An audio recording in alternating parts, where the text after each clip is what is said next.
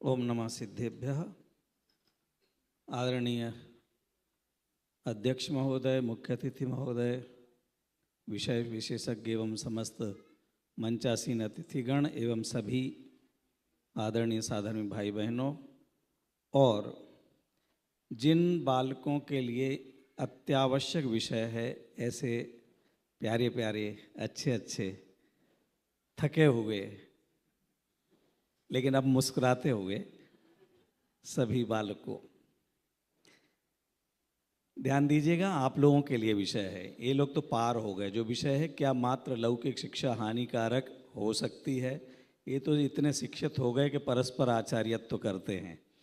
हाँ, आप लोगों के लिए विषय है कि क्या मात्र लौकिक शिक्षा, माने ये विषय नहीं है कि लौकिक शिक्षा हानिकारक हो सकती है, क्या मात्र लौकिक शिक्षा हानिकारक हो सकती है।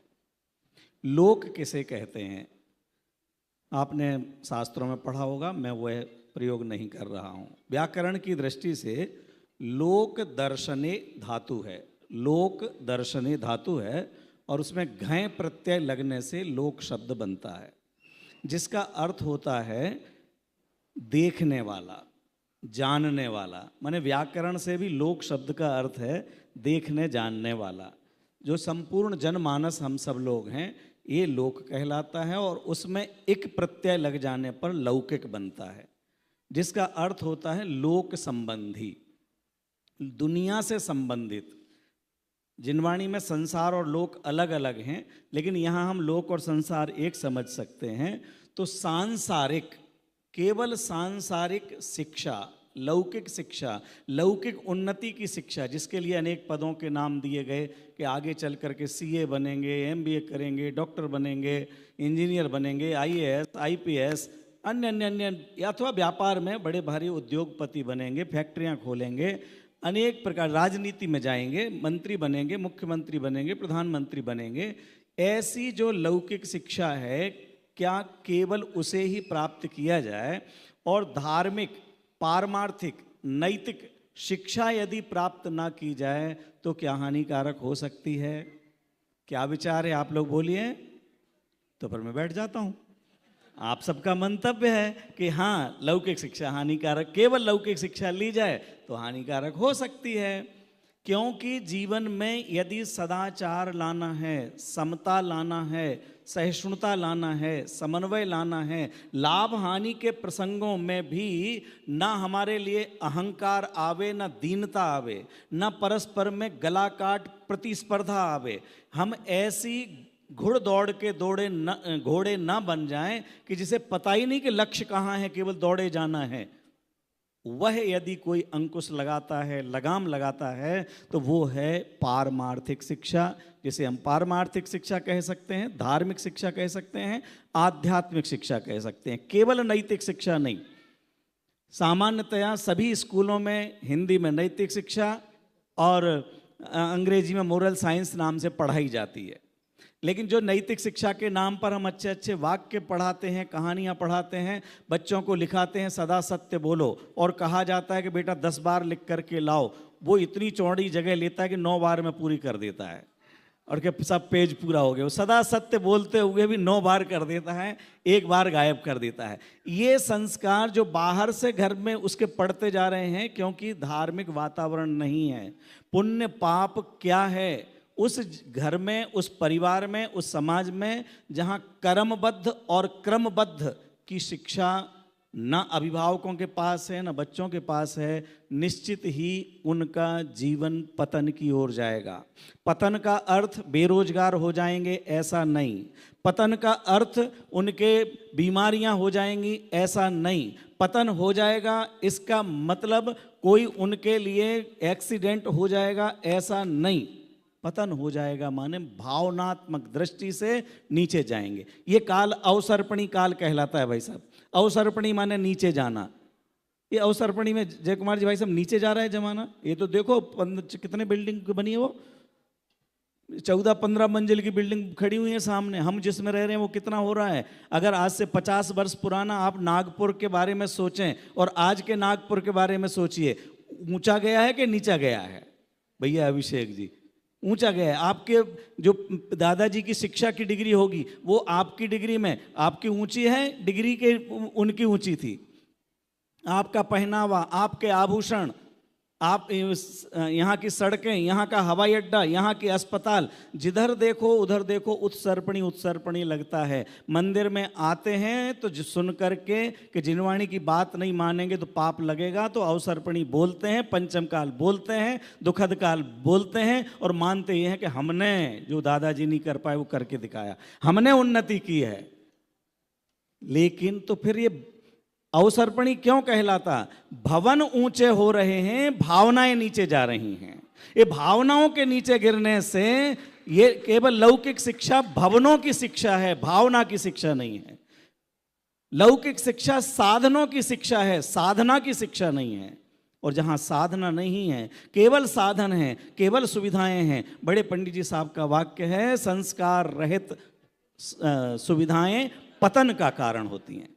खूब खूब साधन घरों में जुड़ रहे हैं, लेकिन वे सब आज, पहले आप 25-50 वर्ष पहले का सोचिए, नागपुर में दूसरे गांवों से भी यहाँ आकर के रह रहे हैं। 2 कमरे के मकान में 4 भाई बड़े प्रेम से रहते थे, और 5-7 अगर मेहमान आ जाएं तो वो भी वहीं पर रहते थे। आज 5 कमरों के मकान में अगर हम लोग पहुँचें तो ये देखते हैं कि जय कुमार जी साहब आप बना तो रहे ज्ञान आयतन, लेकिन विद्वत निवास पहले बनाना, कहीं विद्वान हमारे घर नहीं आ जावे। वो विद्वान के रहने के लिए, साधर्मी के रहने के लिए घर नहीं है। आज घरों में 50,000 रुपये का, कम हो तो क्षमा करना, 50,000 रुपये की आरओ मशीन लगी होगी, लेकिन 50 रुपये का छन्ना दिखाई नहीं देता है, क्योंकि लोकोत्तर शिक्षा नहीं है। लौकिक शिक्षा क्यों? ये पानी में फ्लोराइड ज़्यादा हो गया तो फ्लोराइड को हटाने की व्यवस्था तो कर दी है, लेकिन जीव सुरक्षा की व्यवस्था कौन कराएगा? जीव सुरक्षा की व्यवस्था, जीव दया की व्यवस्था। हम भाई मनीष जी ने दोपहर में 2 गाथाएं सुनाई थी, दोनों में धर्म के बारे में कहा, एक हिंसा से रहित, एक दया सहित। माने दया सहित जहां पर परिणाम होगा वह परिणाम ही धर्म है। और जिस जीवन में दया नहीं होगी, कैसे भी पैसा कमाना, आप 2 करोड़ रुपए का डोनेशन देकर के बेटे बेटी को डॉक्टर बनाएंगे तो वो 5-25 करोड़ कमाने की ही विद्या सीखेगा।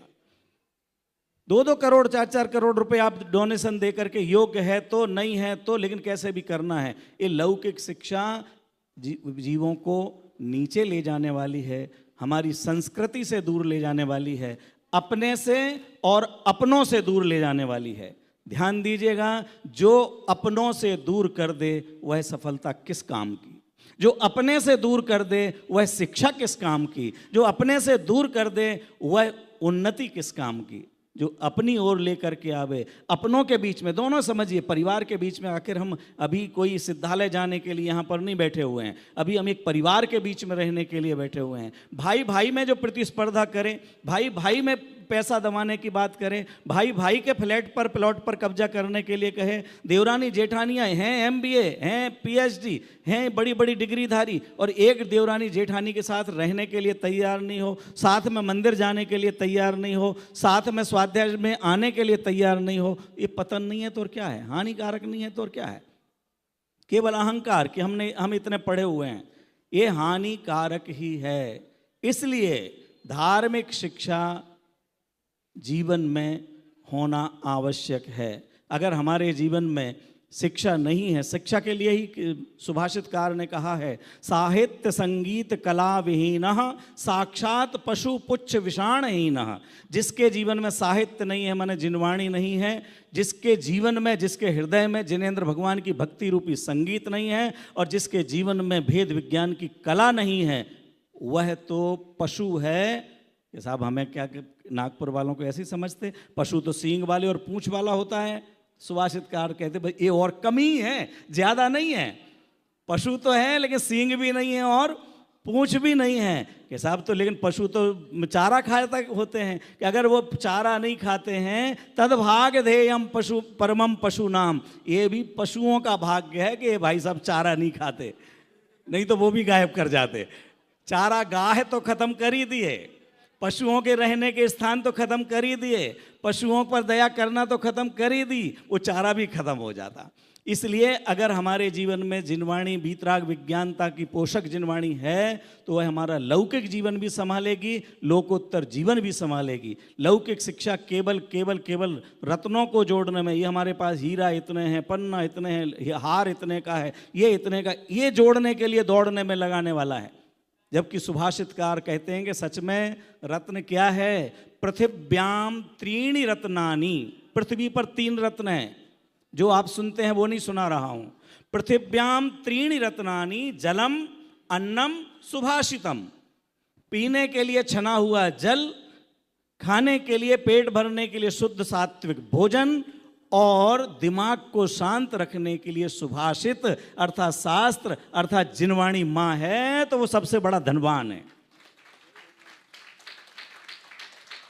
पृथिव्याम त्रीणि रत्नानि जलमन्नम सुभाषितम मूढ़ैः पाषाण खंडेषु रत्न संज्ञा विधीयते। मूर्खों के द्वारा, इधर नहीं बैठे, इधर मूर्खों के द्वारा पत्थरों के टुकड़ों में रत्न कहा जाता है। मूर्ख लोग कहते हैं, ऐसा तो सुभाषितकार कहते हैं। हमारी जिनवाणी माँ तो इससे और ऊपर हमको पहुंचाती है। जिनवाणी जीना सिखाती है, जिनवाणी चलना सिखाती है, जिनवाणी व्यापार करना सिखाती है, जिनवाणी परिवार में रहना सिखाती है, जिनवाणी भोजन करना सिखाती है, जिनवाणी भोजन बनाना सिखाती है, जिनवाणी स्वादिष्ट सुंदर भोजन बनाना सिखाती है, जिनवाणी अच्छा मकान बनाना सिखाती है, जिनवाणी यहाँ से आगे ले जाकर सिद्धालय तक पहुंचाना सिखाती है। इसलिए आप और हम सब प्रयास करें कि बच्चों के लिए, अपने लिए लौकिक शिक्षा ही मात्र ना दें, उनके लिए धार्मिक संस्कार जन्म से दें। ये माताओं का, उनकी दादियों का प्रथम कर्तव्य है, क्योंकि पहली पाठशाला आप कहलाते हैं। ये छोटी सी बालिका को बहन लिए हुए है, इसके लिए 45 दिन हुए होंगे, मंदिर लेकर के गए होंगे, उसके लिए नमोकार मंत्र सुनाया होगा, 8 मूल गुण दिलाए होंगे। उन 8 मूल गुणों का पालन कराना ये मम्मी पापा दादा दादी का दायित्व है। उसके लिए रात्रि भोजन नहीं करावे, उसके लिए फटाफट जल्दी करना है, सरेले घोल के दे दो, रो रही है हनी दे दो, उसके लिए अभक्ष आप सेवन कराएंगे तो आप ही संस्कारित नहीं है तो बच्चे कहाँ से संस्कारित होंगे? उनमें कहाँ तक वह बात पहुँचेगी? आप स्वयं बच्चे को रोए नहीं तो फटाफट मोबाइल पकड़ा देते हैं, पिक्चर देखता है, साहब वो भक्तामर सुनता है और दूध पी लेता है। अरे उसे भक्तामर की अकल थोड़ी है, वो तो म्यूजिक सुन रहा है, केवल संगीत सुन रहा है और देख रहा है। उसे थोड़ी मालूम कि कुंद कुंद शतक चलाया आपने, क्या चलाया है। लेकिन आपने उसको स्क्रीन देखने का आदी बना दिया, एक व्यसनी बना दिया।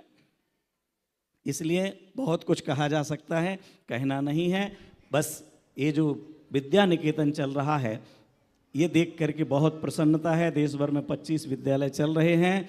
ये इनके लिए वही आप काम कर रहे हैं कि इनको लोकोत्तर शिक्षा मिले।